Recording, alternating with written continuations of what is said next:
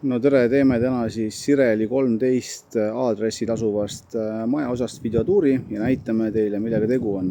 Et hetkel olen siin maja ees ja kohe sisenen hoovi ja videotuur alustamegi hoovist.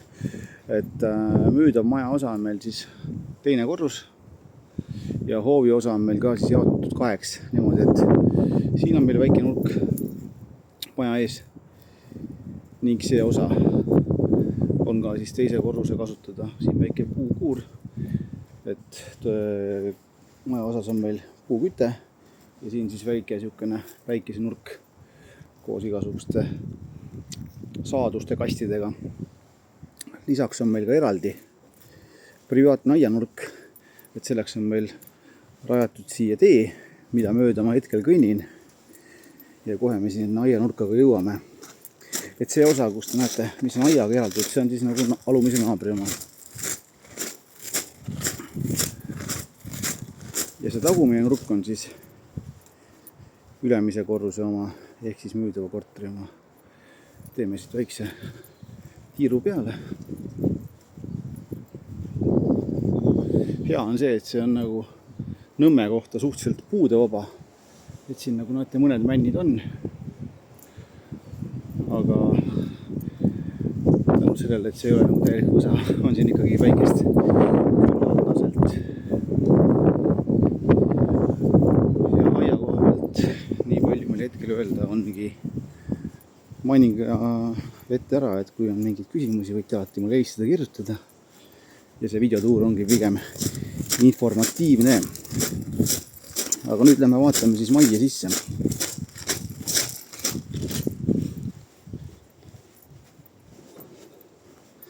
Siin on eraldi sissepääs siis maja külje peal. Ja siit lähmegi kohe sisse. Küsite, kuidas parkimine toimub, siis parkimine on meil siin kinnises hoovis. Nii, aga vaatame siis sisse. Kas meil tuli põleb sinna, tuleb olema. Siin on meil selline trepikoda, kaldkriips tuulekoda, kust pääseb ülesse. Aga enne kui me ülesse lähme, siis vaatame ka täitsa alla. Ehk siin on siis selline väike keldrikene. Kõrgust on kuskil 1,7 meetrit, ütleks. Kuulutuses on video või pilt selle kohta olemas. Et põhimõtteliselt tegu on siukse sõna otseses mõttes moosi hoidlaga.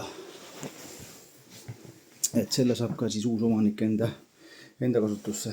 Aga lähme vaatame teisele korrusele, kus on meil sissepääs korterisse.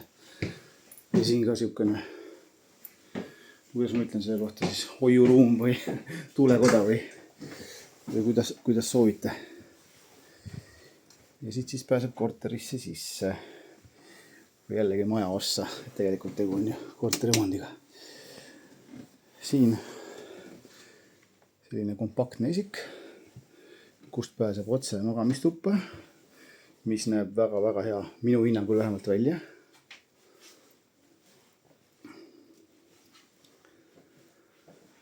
Ja siin on ka küllaldaselt kapipinda, et näete. See on siis nagu viilkatus alla ehitatud. Siin siis täiesti korralik ahi, millega seda maja osa köötakse. Nii, esikust pääseb meil veel siis vannituppa, mis näeb välja selline. Meil on siis WC ja vannituba koos, nagu näete. Ja siin ümber nurga on siis selline dušinurk.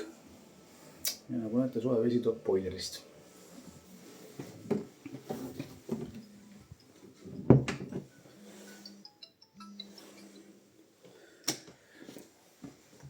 Ja siin siis meil on köök, söögituba. Kööginurk on selline, kas ma saan veel tulesi põlema panna? Kust on ära? Okei, jumal sellega. Kööginurk on selline väiksem meil siin, kus on meil külmkapp, pliitahi, pesumasin ja kraanikauss. Ja see on siis ideaalne võimalus, kus perega näiteks einestada. Et siin ruumi on täiesti piisavalt, et praegused omanikud kasutavad ka seda ruumi siis söömiseks, kui ka nagu näete tagant kodukontorina. Ja siin siis veel üks väike ahi. Vaatame ka viimasena elutuppa, mis näeb ka pigem väga-väga hea välja. Vot selline ta meil välja näebki.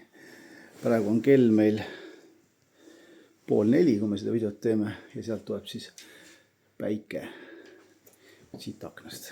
Ehk siis selline päevapäike tuleb siia tuppa.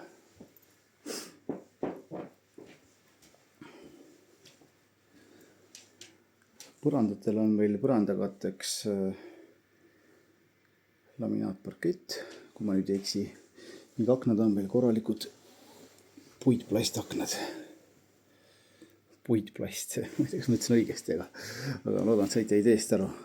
Nii et kokkuvõtlikult selline see videotuur oli meil, et kui tunnete antud maja osa vastu huvi, siis olge hea, võtke minuga ühendust, tekib küsimusi, mõtteid, telefoninumber on olemas, helistage. Aitäh vaatamast ja loodan, et see video oli teie jaoks kuidagi informatiivne. Aitäh!